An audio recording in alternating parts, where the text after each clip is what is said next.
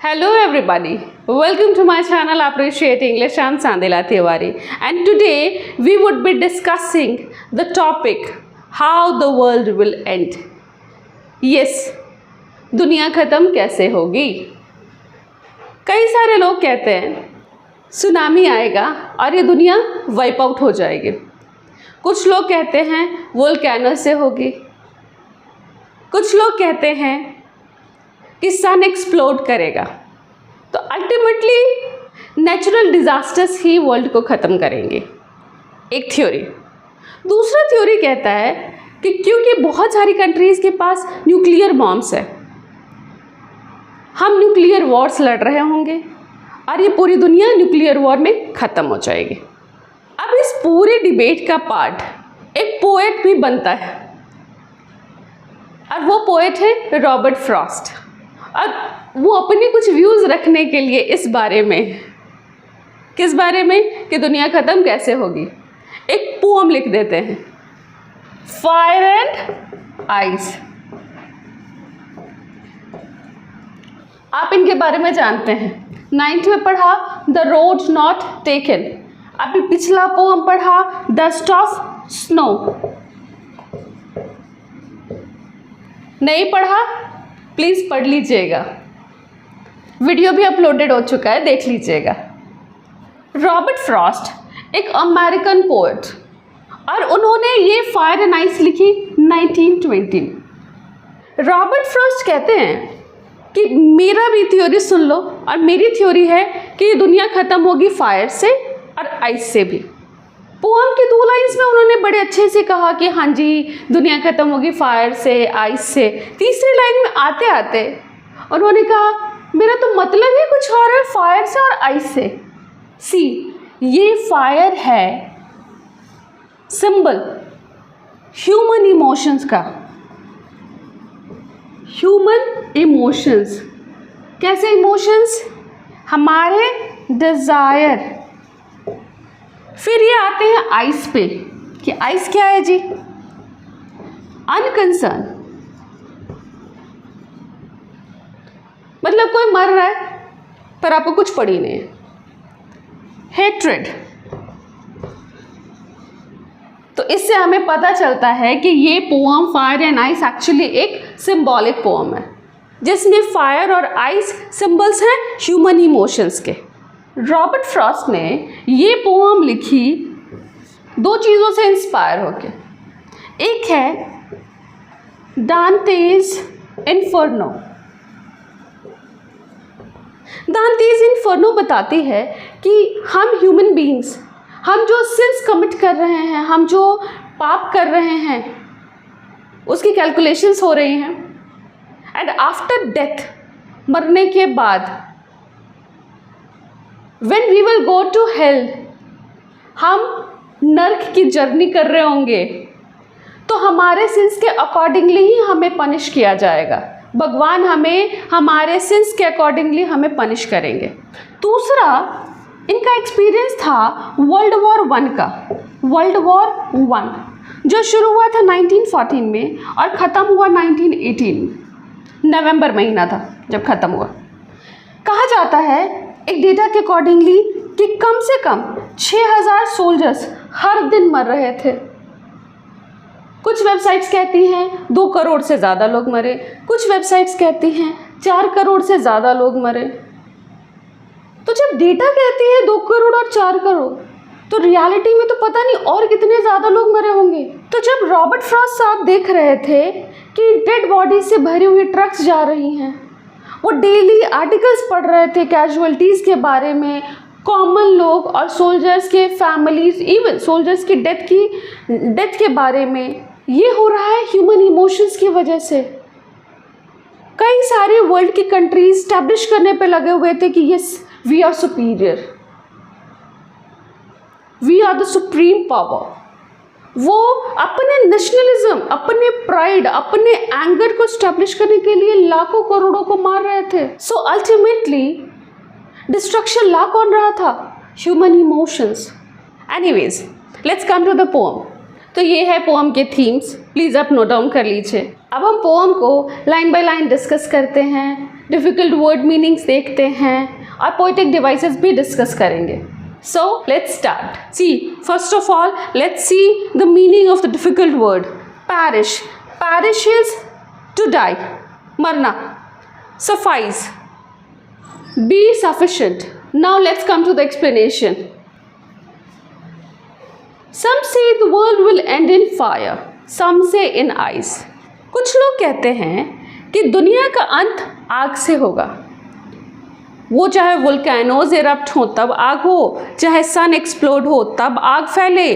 और कई लोगों की थ्योरी है कि नहीं जी, दुनिया ख़त्म होगी आइस से, वाटर लेवल बढ़ेगा, टेम्परेचर कम होता जाएगा, पूरी दुनिया बर्फ़ हो जाएगी, पूरी सिविलाइजेशन ख़त्म। बट अब पोएट अपने एक्सपीरियंस बता रहे हैं कि वो क्या सोचते हैं इस बारे में। From what I have tested of desire I hold with those who favour fire. जो पोएट ने अपना एक्सपीरियंस किया हुआ है, देखा हुआ है, वो अपने एक्सपीरियंस से कह सकते हैं कि जो लोगों की डिज़ायर्स है ना, लोगों की वांट्स हैं, ग्रीड है, लोगों का गुस्सा है, वो एक्सपीरियंस करने के बाद, वो देखने के बाद मैं ये कह सकता हूँ कि जो लोग कहते हैं ना कि फायर से पूरी दुनिया ख़त्म होगी, वो सही कह रहे हैं और मैं उनके साथ हूँ, मैं भी उनके साथ एग्री करता हूँ। लेकिन क्योंकि यहाँ पे उन्होंने फायर को कंपेयर कर दिया है डिज़ायर से, तो यहाँ फायर का मतलब आग नहीं है जो यहाँ पे था। यहाँ फायर का मतलब है human emotions like anger, greed, wants. Desire human desire से है। If it had to perish twice I think I know enough of hate. अब पोएट कह रहे हैं कि एक बार तो दुनिया ख़त्म हो गई गुस्से में, लालच में, हमारे डिज़ायर्स में, लेकिन अगर दुनिया को दोबारा मरना हो, पैरिशेस टू डाई, तो उसके लिए नफ़रत जो आइस है वो भी काफ़ी है। और फिर वो कह रहे हैं to say that for destruction ice is also great, कि अगर मास लेवल का डिस्ट्रक्शन ही लाना है, पूरी ह्यूमैनिटी को, पूरी सिविलाइजेशन को, पूरे वर्ल्ड को ख़त्म ही करना है, तो उसके लिए नफ़रत, आइस, वो भी काफ़ी है। जितना फायर के अंदर पोटेंशियल है सिविलाइजेशन को वाइप आउट करने का, उतना ही पोटेंशियल आइस के अंदर भी है, नफ़रत के अंदर भी है। और आइस भी उतना ही ग्रेट रोल प्ले कर सकता है, उतना ही बड़ा रोल प्ले कर सकता है, और वो सफिशेंट है पूरी ह्यूमैनिटी को, पूरे वर्ल्ड को वाइप आउट करने के लिए, ख़त्म करने के लिए। ये था पोम। अब हम आते हैं पोएटिक डिवाइस पे। Fire and ice title. See here antithesis has been used. What is antithesis? The use of contradictory words or opposite words with connecting words. मतलब फायर आग, इसका अपोजिट क्या है? आइस। दोनों अपोजिट वर्ड्स एक साथ use हुए हैं और बीच में क्या है? एक कनेक्टिंग वर्ड है, एंड। चलिए अब आते हैं पहले लाइन में। Some say the world will end in fire. Some, S और S, the repetition of consonant sound, alliteration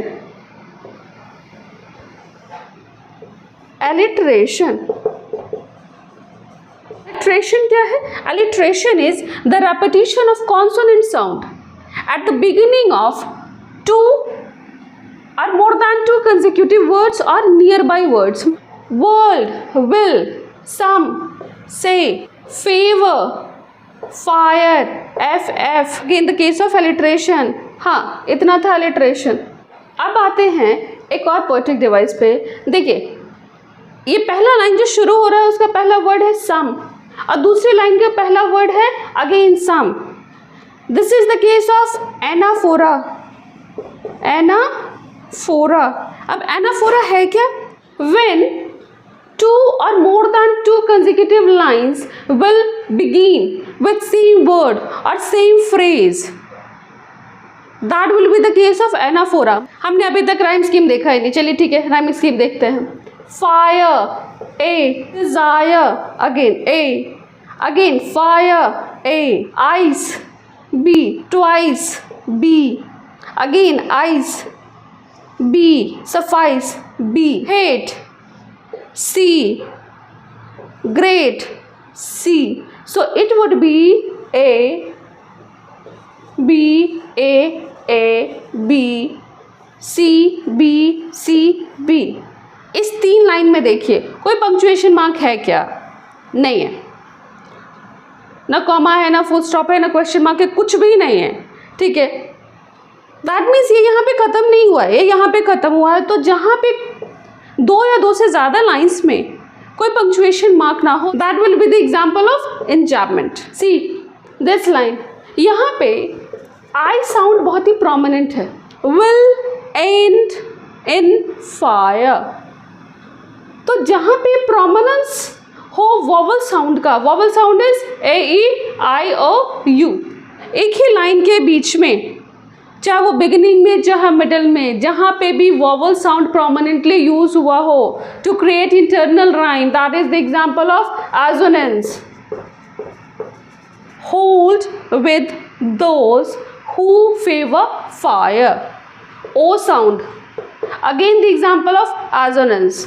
I know enough of hate, no, O sound, again the case of assonance।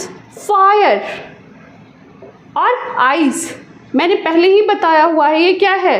Symbols human desires के, human हेट्रेडनेस के। तो यहाँ पे symbolism use हुआ है, symbolism poetic device. Metaphor में आप 2 चीज़ों को कंपेयर करते हैं, लेकिन कंपैरेटिव वर्ड एज और लाइक यूज नहीं करते हैं। तो यहाँ पे फायर को डिज़ायर से कंपेयर किया और आइस को कंपेयर किया हेट्रेड से। तो वो क्या है? मेटाफर है without using comparative word, comparison. एक और पोएटिक डिवाइस देखिए, फायर को हमने ह्यूमन इमोशंस दे दिए, आइस के अंदर भी हमने ह्यूमन इमोशंस डाले। सो गिविंग ह्यूमन ट्रेट्स और characteristics to non humans, whether it could be living और non living, is the case of personification. तो पर्सोनिफिकेशन पोएटिक डिवाइस भी यूज हुआ है। World will end in fire. जब मैं ये बोल रही हूँ तो आपके दिमाग में कोई पिक्चर क्रिएट हो रहा है क्या? हो रहा है कि दुनिया जल रही है। तो जब पोएट एक पर्टिकुलर इमोशंस क्रिएट करने के लिए पूरे पोम को पिक्चर्स क्यों बनाने के लिए कुछ ऐसे वर्ड्स यूज़ करता है, फ्रेजेस यूज़ करता है जिससे हमारे दिमाग में पिक्चर्स बने, तो उसे हम कहते हैं द यूज़ ऑफ इमेजरी। तो आज के वीडियो के लिए इतना ही, मिलते हैं अगले वीडियो में। पर अगर आपको लग रहा है कि मैं कहीं से भी आपकी हेल्प कर पा रही हूँ, आपको सपोर्ट कर पा रही हूँ, आपको मेरा पढ़ाना पसंद आ रहा है, कंटेंट पसंद आ रहा है, प्लीज़ लाइक कीजिए और इस वीडियो को शेयर कीजिए जितना ज़्यादा कर सकते हैं। और अगर आपने अभी तक सब्सक्राइब नहीं किया तो प्लीज़ सब्सक्राइब भी कीजिए। अब मिलते हैं अगले वीडियो में। Till now take care of yourself and thank you for watching.